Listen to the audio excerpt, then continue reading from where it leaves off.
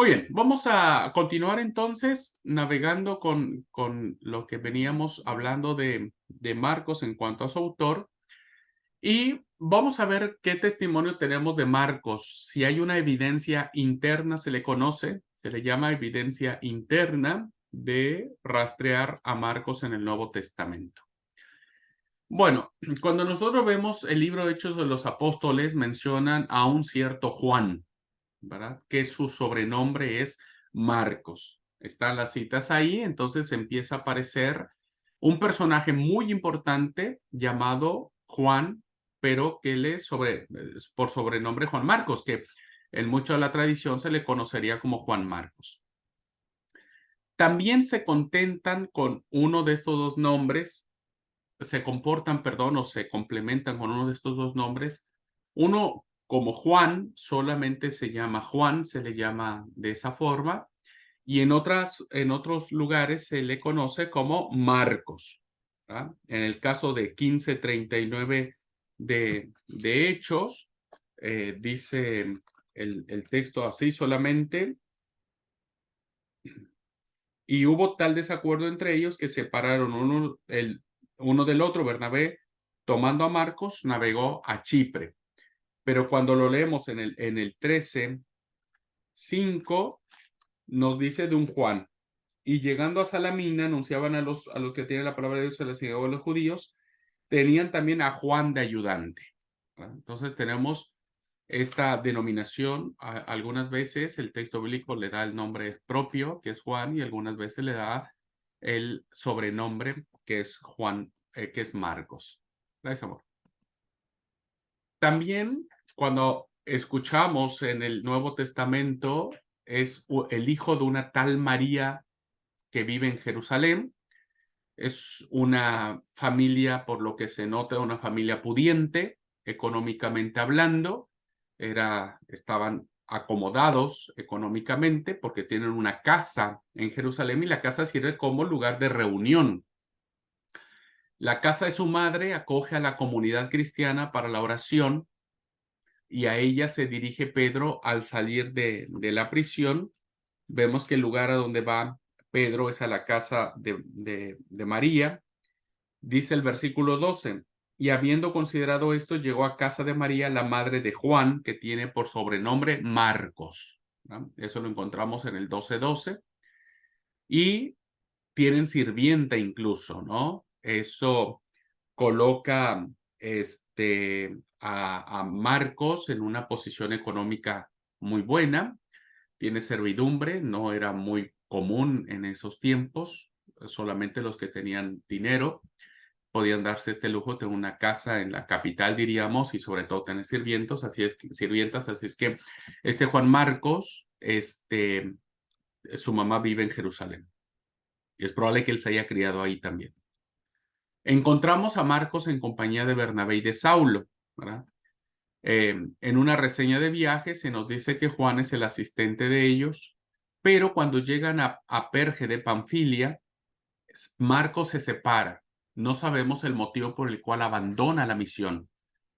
En el primer viaje misionero encontramos que Bernabé y Pablo o Saulo toman a Marcos como su compañero de viaje para anunciar el evangelio. Bueno, empieza la travesía, pero cuando llegan a un punto, a la mitad del itinerario, Marcos se baja, ¿verdad?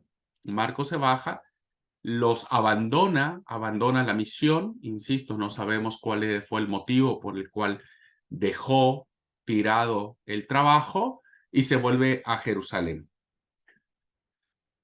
Cuando se hace el segundo viaje misionero, ¿verdad? Marcos es motivo de pleito, de discusión muy fuerte entre Pablo y Bernabé, ¿verdad? Entonces, cuando se prepara, se hacen los preparativos para el segundo viaje misionero de Pablo y de Bernabé, Bernabé le propone a Pablo que vuelvan a llevar a este Juan, por sobrenombre Marcos, y Pablo se opone. Pablo le recuerda a Bernabé y dice, pero ¿cómo vamos a llevar a este tipo si fue el que nos dejó abandonado y nos dejó tirados a medio camino? Así es que hay una discusión entre ellos, hay una separación entre estos dos apóstoles y terminan yéndose para otro lado. Bernabé se lleva a Marcos y Pablo se lleva a Silas. ¿Verdad? Se lleva a Silas. Así que bueno, vemos que la historia de Marcos para Pablo fue muy difícil.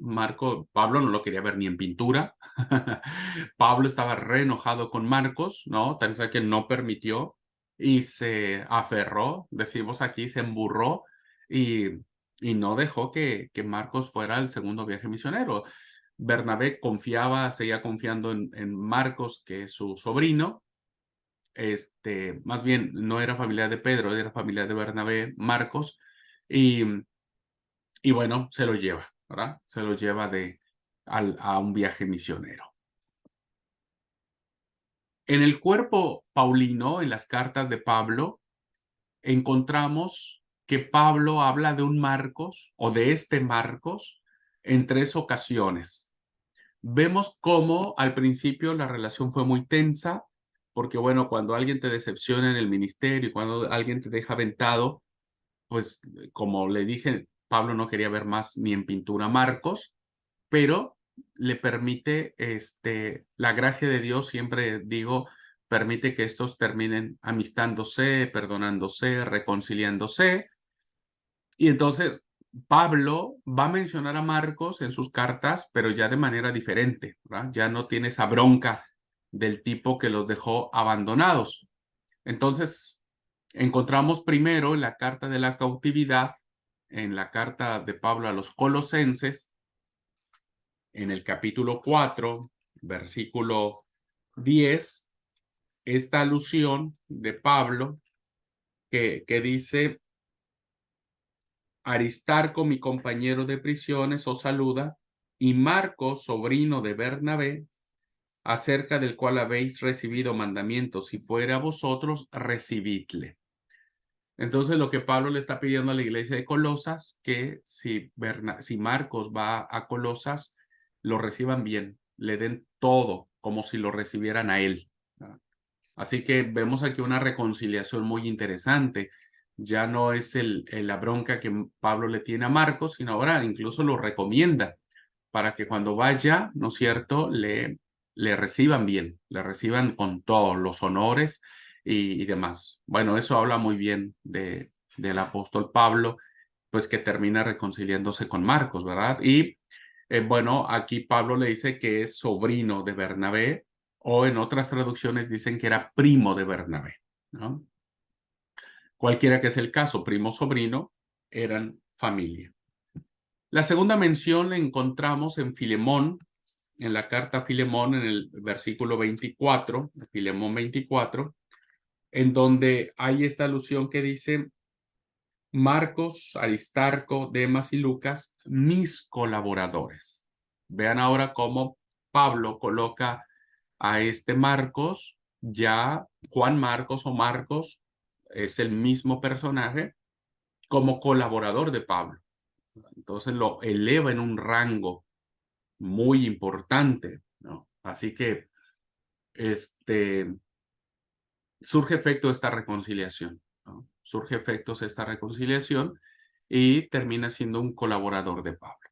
Y la tercera mención que encontramos en las cartas de Pablo sobre este personaje lo encontramos en segunda de Timoteo, capítulo 4, versículo 11, donde dice: solo Lucas está conmigo, toma a Marcos y tráelo contigo porque me es útil para el ministerio.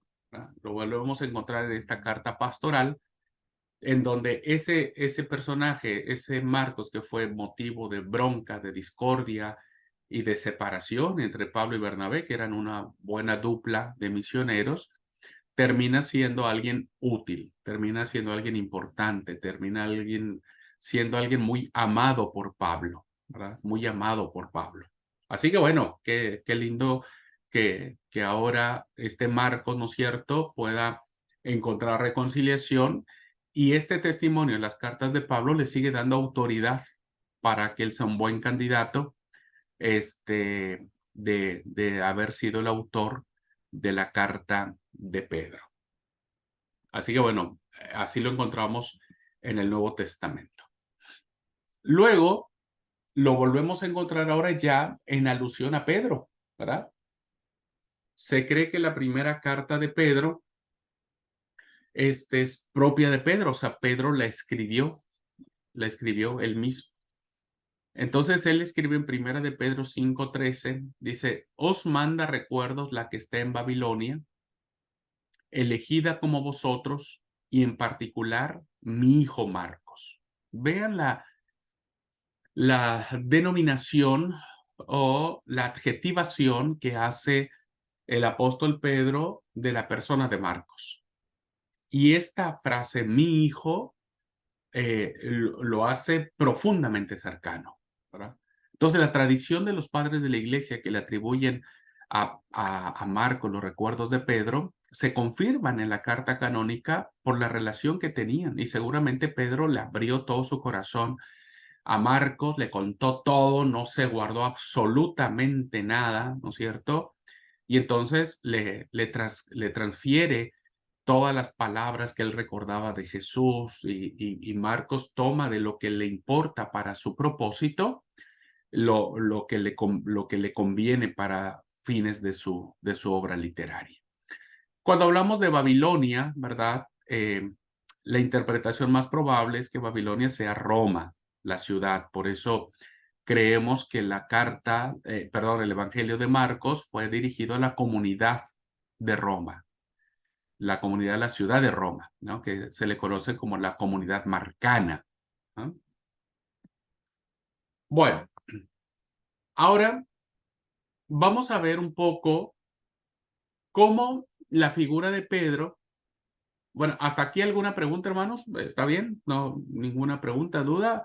Vimos ahí está la cita, solamente queríamos demostrar con esto cómo la figura de Marcos pesa mucho, tanto en Hechos de los Apóstoles como en las cartas paulinas. O sea, para Pablo, Marcos fue alguien importante, ¿verdad? Ese era el punto que queríamos demostrar con esto.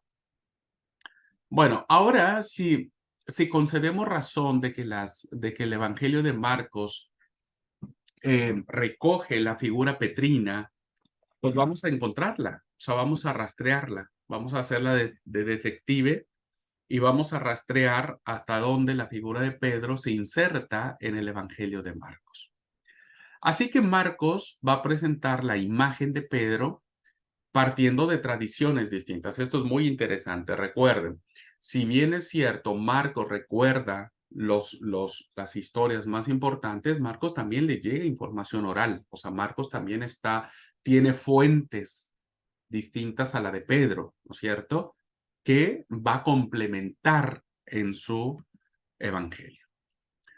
Bueno, a través de todo el evangelio, Pedro aparece como alguien entusiasta, ¿ah? Una figura predominante. Gracias a Marcos, Pedro tiene la figura más importante de todos los relatos. Pedro siempre está a la cabeza. Pedro aparece en todo, ¿verdad? Pedro es como el mejor amigo de Jesús, como su secretario particular. Así que Pedro, Jacobo y Juan serán los más importantes para Jesús. Así que vemos cómo Marcos va a presentar a Pedro como alguien que está fascinado por la personalidad de Jesús, que es capaz de dejar las redes, ¿verdad?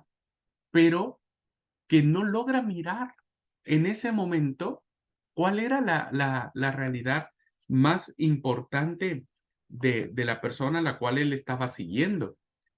Y entonces, solamente como ejemplo, eh,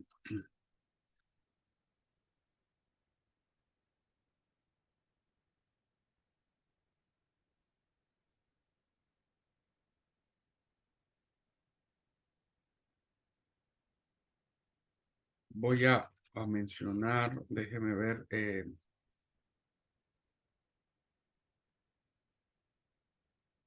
8:31 al 33, ¿verdad? Como ejemplo.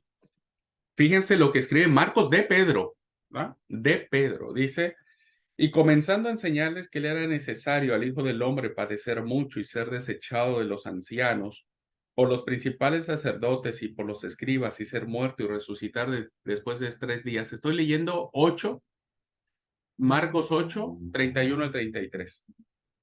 Esto les decía claramente. Entonces Pedro, fíjense, aquí aparece la figura de Pedro, le tomó aparte y comenzó a reconvenirle. Pero él, volviéndose y mirando a los discípulos, reprendió a Pedro y le dijo: quítate de mí, Satanás, porque no pones la mira en las cosas de Dios, sino en la de los hombres. Este Pedro, que fue capaz de dejar sus redes para seguir al Señor, no capta la realidad. Y entonces se presenta a un Pedro temeroso, un Pedro como diciendo: mira, no vayas a Jerusalén, te van a matar, te van a crucificar, déjate hinchar, vamos para otro lado, no permitas que te haga nada, podés hacer el bien en otro lado. Le empezó a reconvenir, ese es el término, ¿no? Tratando de convencerlo y dándole argumentos de que no fuera a Jerusalén. ¿Qué hace Jesús? ¿Cómo trata Jesús a Pedro?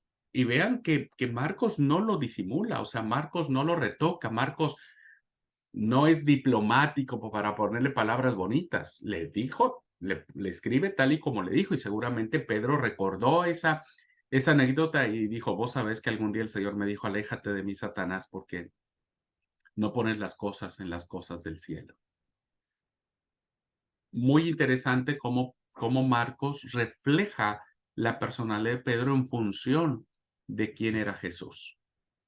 Bueno, eso es un ejemplo, y están las otras citas para que ustedes vean otros ejemplos. Otra visión de Pedro, ¿verdad? Solo la conversión le hace ver las cosas. Solo la conversión. Vean lo que dice capítulo 14, versículo 72. Dice, cuando le niega al Señor, fíjense que también Marcos no tiene piedad de Pedro y no lo dibuja de una manera más bonita, no, lo dibuja tal cual es. Y dice, y el gallo cantó la segunda vez. Entonces Pedro se acordó de las palabras que Jesús le había dicho. Pedro se acordó de las palabras que Jesús le había dicho antes de que el gallo cante 2 veces, me negarás 3 veces. Y pensando en esto, lloraba. O sea, fue hasta que le cayó la ficha, hasta ese momento, ¿no? Pensando en esto. O sea, él tuvo este proceso de decir: che, ahora entiendo, ¿verdad? Y hace posible la posición inminente de Pedro en el capítulo 16, versículo 7. Esto coloca a Pedro en un papel fundamental, porque en el relato de la resurrección, al primero al que se le pide que conozca esta noticia, o sea, primero la resurrección fue anunciada a mujeres, que esto no es un dato menor. Jesús resucitado no se presenta a los hombres. Jesús resucitado se presenta a las mujeres. Y este no es un dato menor, considerando que las mujeres en el tiempo de Jesús no eran importantes. Pero volviendo a Pedro, ¿verdad? En el versículo 7 del capítulo 16 dice: pero id, decid a sus discípulos y a Pedro que él va delante de vosotros a Galilea, que allí me veréis como él dijo. Entonces, dado este cambio, se coloca a Pedro en un papel de autoridad. Pedro tiene que ir adelante. Pedro es el primero. Va en primer lugar.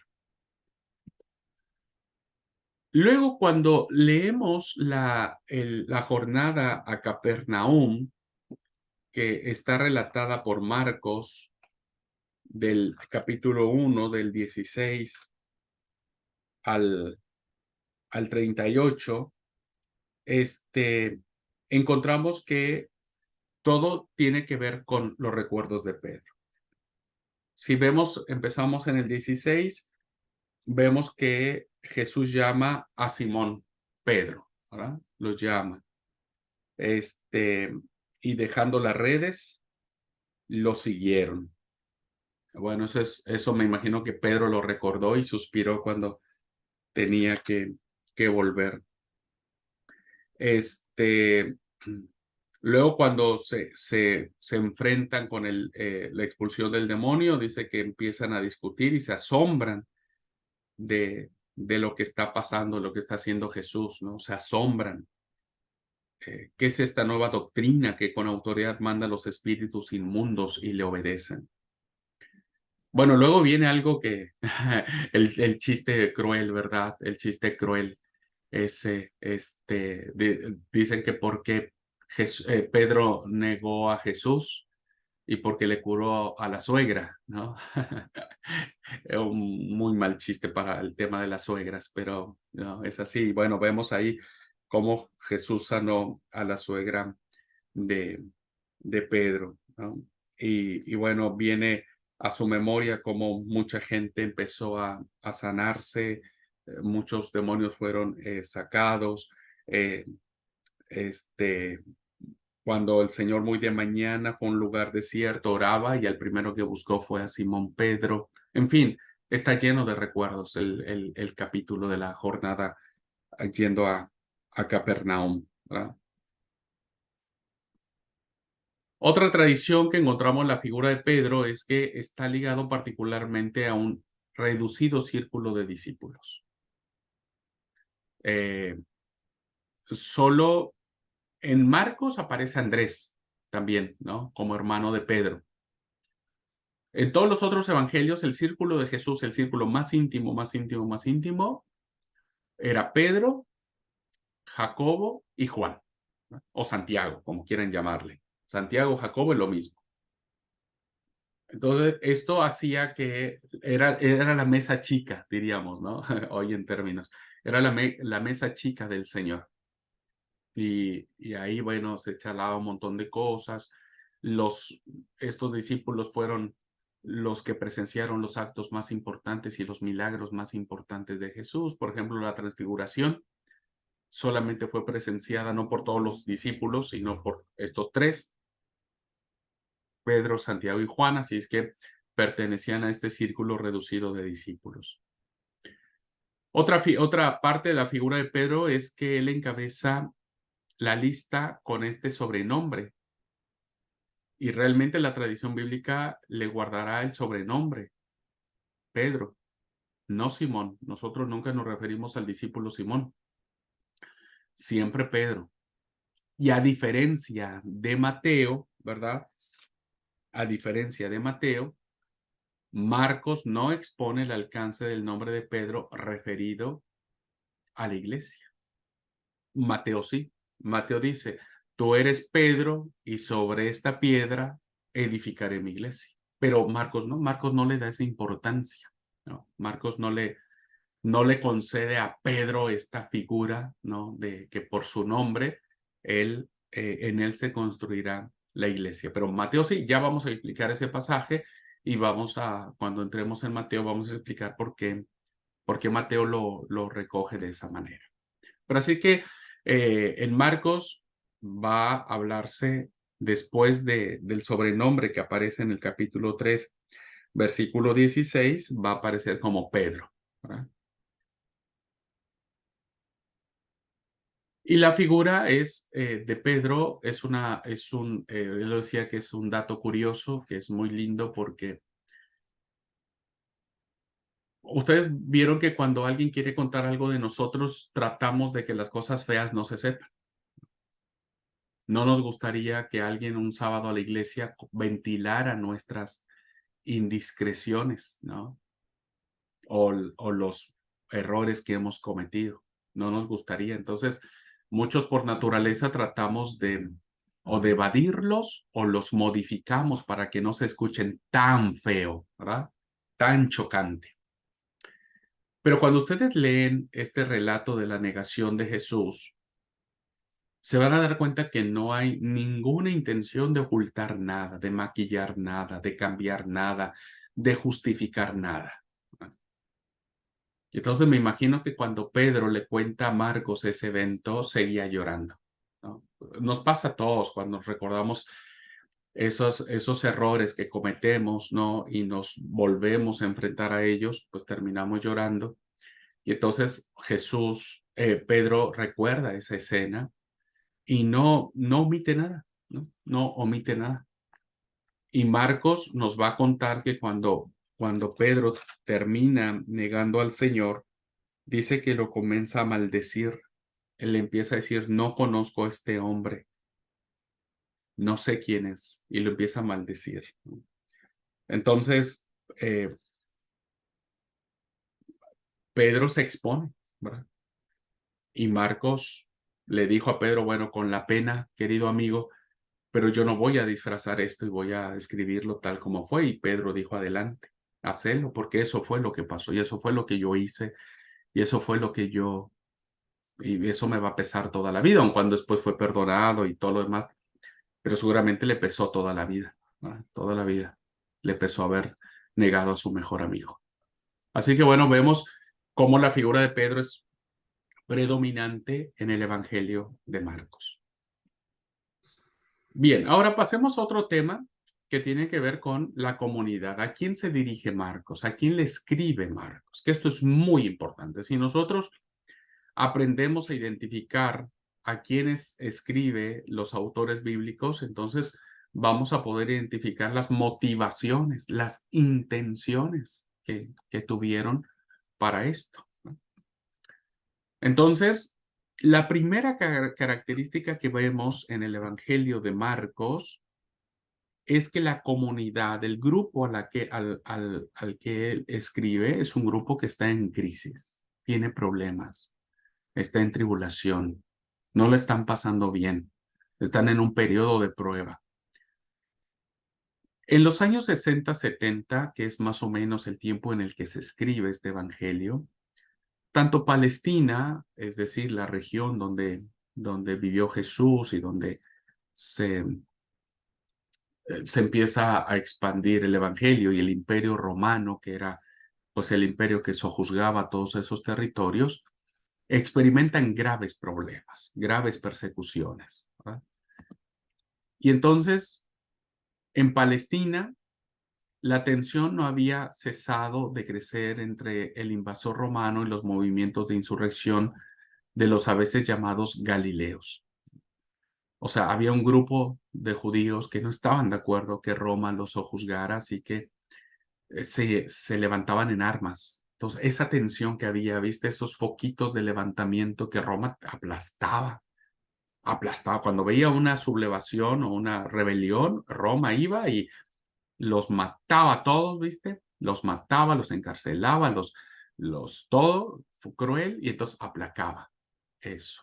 Bueno, eso estaba sucediendo en esos años.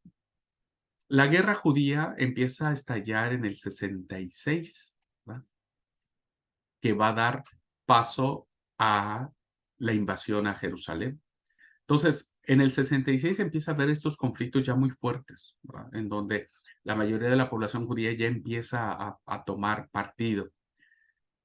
Se hace precisa la intervención de Vespasiano y de Tito para pacificar Galilea en el 67, los generales que trata de decir, bueno, aquí hay un foco muy fuerte, vayamos y aplaquemos.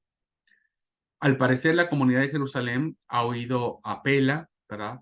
Ha salido de la ciudad de Jerusalén porque saben y miran con preocupación que este conflicto va a ir escalando hasta que finalmente escala, ¿no? Y escala de manera mal.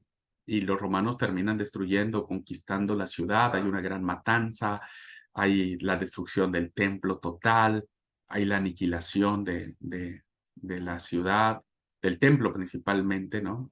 Entonces, eso generó en las comunidades cristianas muchas tensiones, ¿no? En Roma, Nerón se levanta como emperador desde el 54, y Nerón no es un lindo personaje, ¿no? No es una linda palomita blanca. Comete actos en contra del cristianismo muy interesantes. La economía y el comercio están modificando el equilibrio social en beneficio de los caballeros y sobre todo de los libertos, ¿no? Que era parte muy importante de la impronta del Imperio Romano. Los senadores, el Senado ocupa posiciones más importantes de administración, más que menos de dominio. Ahora el poder está más en manos del emperador que del Senado. Hay dos acontecimientos que marcan el año 64.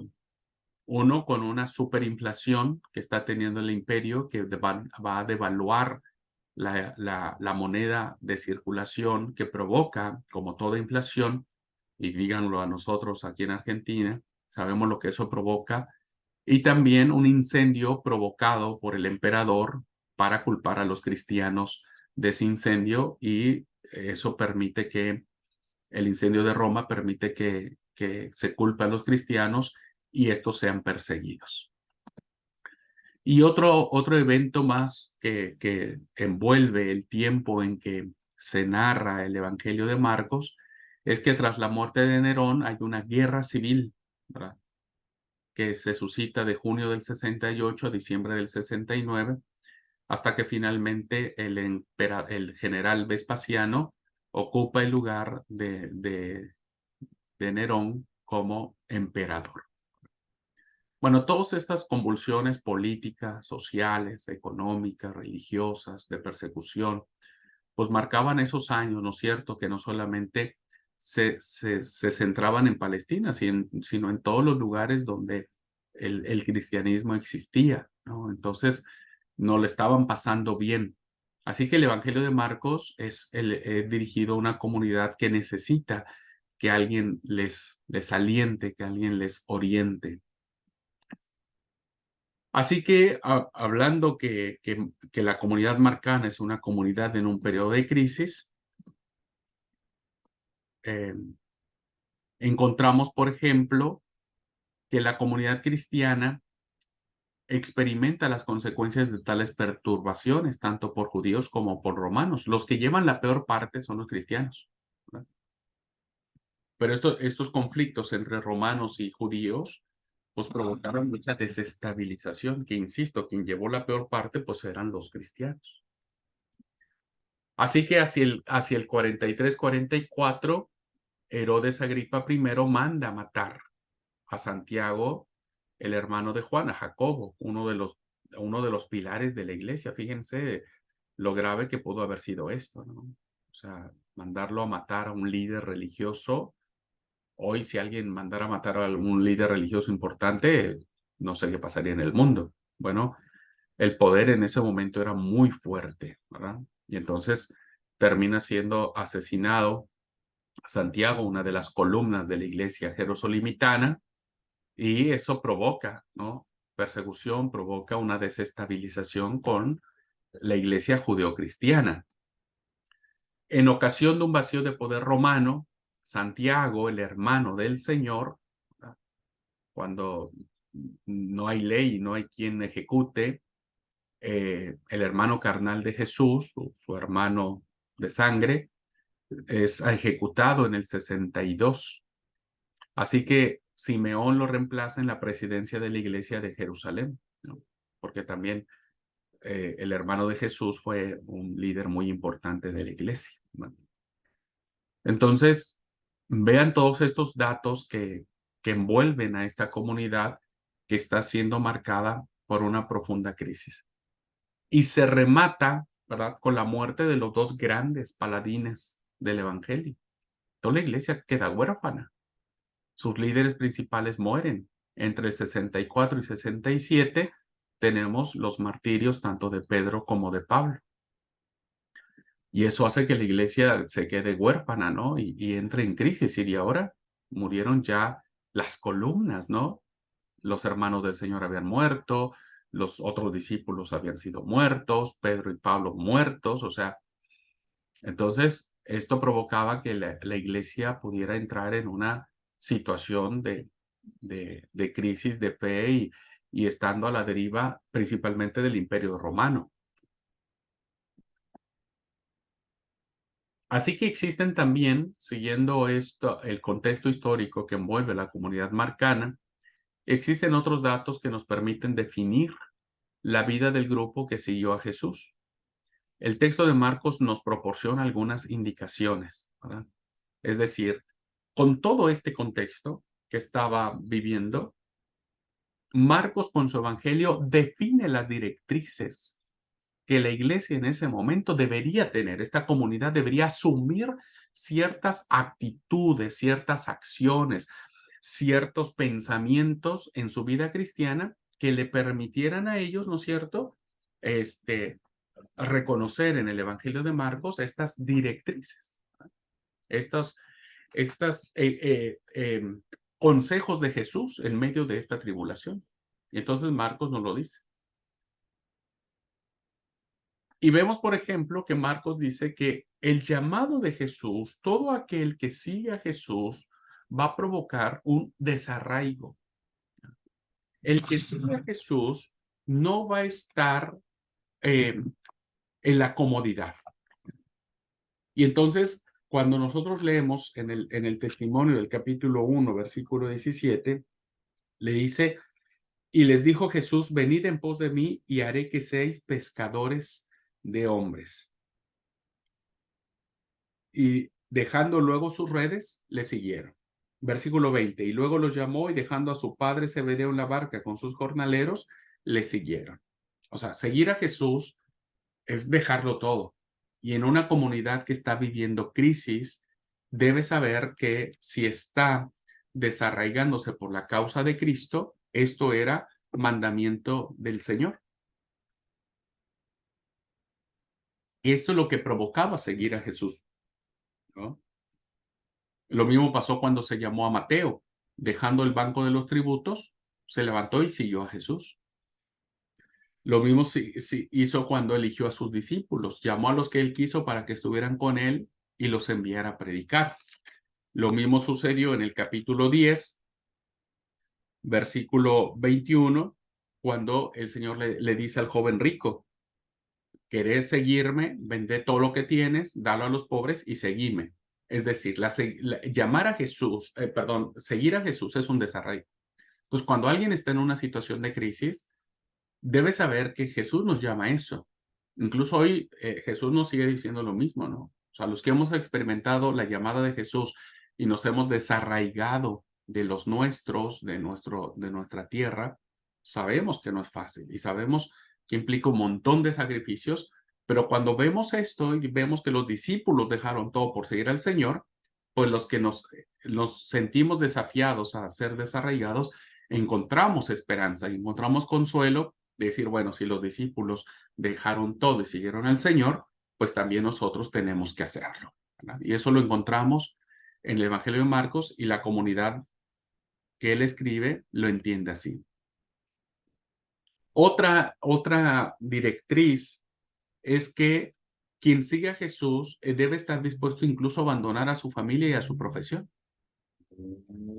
Y entonces Jesús en el Evangelio de Marcos va a definir los lazos familiares en torno suyo y en torno a sus discípulos. Ahora su familia son ellos, ¿no?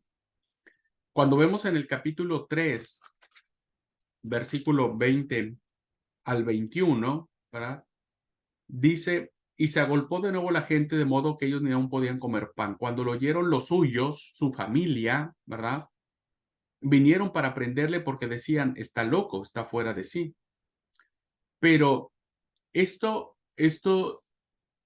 Marcos presenta a un Jesús que está separado de su familia, no por él, sino porque su familia no creía, ¿no?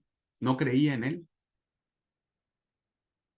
Y entonces en el versículo 31 dice, después vienen sus hermanos, su madre, se quedan afuera, lo mandan a llamar, la gente está sentada alrededor y le dicen, tu madre y tus hermanos están afuera y te buscan. Y él les dice, ¿quién es mi madre y mis hermanos? Aquí mi madre y mis hermanos son todos aquellos que hacen la voluntad de Dios. Hace una redefinición. Jesús está dispuesto incluso a dejar a su familia. Pero no de malo, diríamos, ¿no? No es un abandono malo, sino es un abandono en función de su propio... Y eso duele, ¿no? Duele que tu familia no cree en vos, duele que tu familia diga que estás loco, duele que tu familia diga, pero ¿por qué sos cristiano? Duele que tu familia diga, para mí estás muerto o muerta, porque ahora sos cristiano o cristiana, ¿no? Duele mucho. Y Jesús dice, bueno, ahora mi familia son todos ustedes. Entonces redefine esto. ¿verdad? Y ahora convierte a sus discípulos como su nueva familia. Así que Jesús abre sus brazos a una nueva comodidad, a una nueva comunidad, a una nueva familia, donde nosotros también entramos, ¿verdad? Entonces el huérfano ya no se siente huérfano. El que sus padres han sido muertos por la guerra en Roma, por esto, no se sienten huérfanos porque ahora forman parte de una familia en Jesús. Y eso ayuda para la cosmovisión del Evangelio. También a esta comunidad le es llamada a exigir a dejar sus bienes.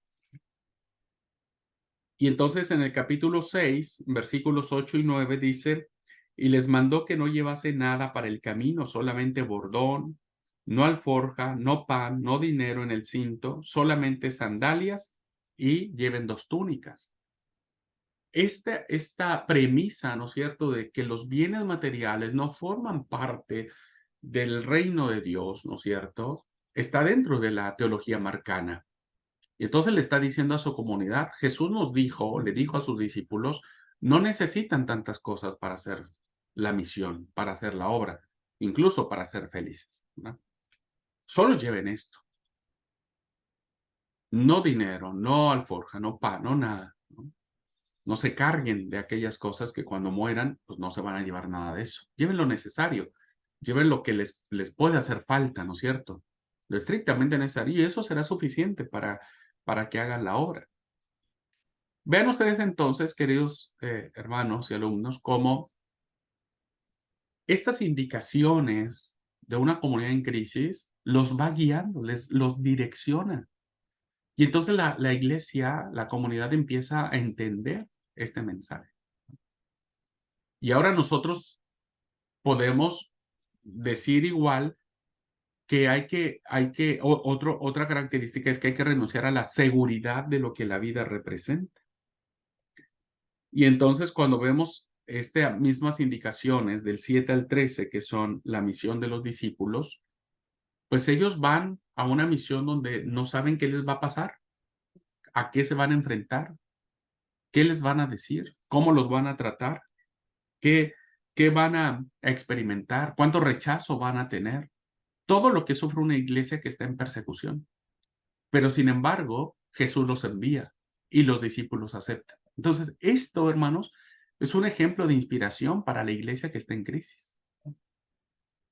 Jesús te está enviando, vos aceptaste a Jesús y Jesús te está llevando en esto donde está sufriendo persecución, está siendo despreciado, está siendo perseguido, pero Jesús te manda. Y si los discípulos fueron, vos también tenés que ir. Así que bueno, encontramos esto, queridos alumnos, como parte de la comunidad eh, de Marcos en la persona, estas indicaciones de Marcos que van dirigidos a la comunidad que él escribe de la experiencia de la persona de Jesús. Entonces, acuérdense, a veces uno piensa que los textos bíblicos fueron escritos de la nada o que la Biblia nos cayó del cielo sin mayor problema, pero nunca olviden que los textos bíblicos están insertos en un contexto histórico que el texto bíblico va a dar respuesta, tiene que dar respuestas, tiene que decirnos qué está pasando y decirnos qué tenemos que hacer. Entonces, la comunidad marcana encuentra en este evangelio estos consejos que les dicen seguir a Cristo tiene su precio, ¿no? Tiene su precio. Así es que no tengan miedo. Están haciendo lo correcto, van por el camino correcto. Jesús lo dijo, Jesús lo hizo, sus discípulos lo experimentaron. Hagamos lo mismo, ¿eh? Y entonces, ahora nosotros pensamos igual, ¿verdad? Si alguien quiere seguir a Jesús, debe leer el Evangelio de Marcos en un contexto de renuncia, de sacrificio, porque seguir a Jesús es eso. No hay comodidad en esto. Así que bueno, linda respuesta hubo del Evangelio de Marcos a la comunidad que él escribe. Y seguramente se sintieron muy animados y muy esperanzados. Muy bien, queridos alumnos, vamos a dejar aquí la clase. pensé que íbamos a terminar esta semana con Marcos, pero no nos va a dar tiempo, así que vamos a tomar un poquitito de tiempo la próxima semana para terminar el Evangelio de Marcos. Ya me falta muy poco para charlar sobre Marcos. Déjenme. Me falta. Ay, me falta algo, pero bueno, vamos a ver cómo me ajusto la próxima clase y no le tomemos mucho tiempo a Mateo. Muy bien. ¿Alguna pregunta, hermanos? ¿Alguna duda sobre lo visto de la clase hoy? Solo que es mucha información para el examen. Ay, hermanos, van a tener que. Dios. Y sí, todavía nos falta Mateo y nos falta Lucas. Así que bueno, pero interesante, ¿qué no, hermanos? Es interesante, la verdad que vuelvo a repetir, si uno Si uno no sabe todos no estos sabe todos estos aspectos que representa el Evangelio, la verdad que uno pierde de vista la importancia y la belleza que tiene el Evangelio. Perdón, pastor. Yo Mande. hice un resumen de Marcos y me dio 10 hojas. No sé cuántas hojas yo tengo que mandar en la prueba. Usted transcribió el Evangelio de Marcos. Sí, Ah, y le salieron 10 hojas, Emilia. ajá, Ay, porque todo es importante. O qué sea, todo lindo. el libro de Marcos es muy efectivo para mí. Son todos milagros y maravillas que hizo Jesús. Pero qué lindo, ¿vieron? Qué bueno, Emilia. Felicidades por haber hecho el trabajo. Felicidades. No importa. Ahora, ¿cuánto tengo que mandar? No sé. No habría que mandar, pero si quiere mandarme todo, no tengo ningún problema. Usted tómele fotito y me lo manda por WhatsApp. Ok, pero puedo hacer un resumen también. Y No, podría no, quedar no. mejor eso como examen. Usted mándemelo por WhatsApp, ningún problema. Ok. Sí, hermanos, perdónenme, yo pensé hoy acabar, pero no, me falta todavía los aspectos teológicos de Marcos, cuáles eran las intenciones de escribir la historia, pero la teología, me falta los aspectos teológicos de Marcos, así que no se van a quejar de no tener material para el examen final, ¿eh? No se van a quejar, no se van a quejar de eso. Van a tener. Bueno, gente linda, si no hay ninguna pregunta, duda o comentario, pues ahora por favor lean Mateo, porque la próxima semana entramos con Mateo. Lean Mateo, por favor, y trabajamos con él. Voy a ocupar unos minutitos la próxima semana para terminar Marcos y después entramos a Mateo, ¿ok? Bueno, gente linda, Dios les bendiga. Feliz tarde para todos.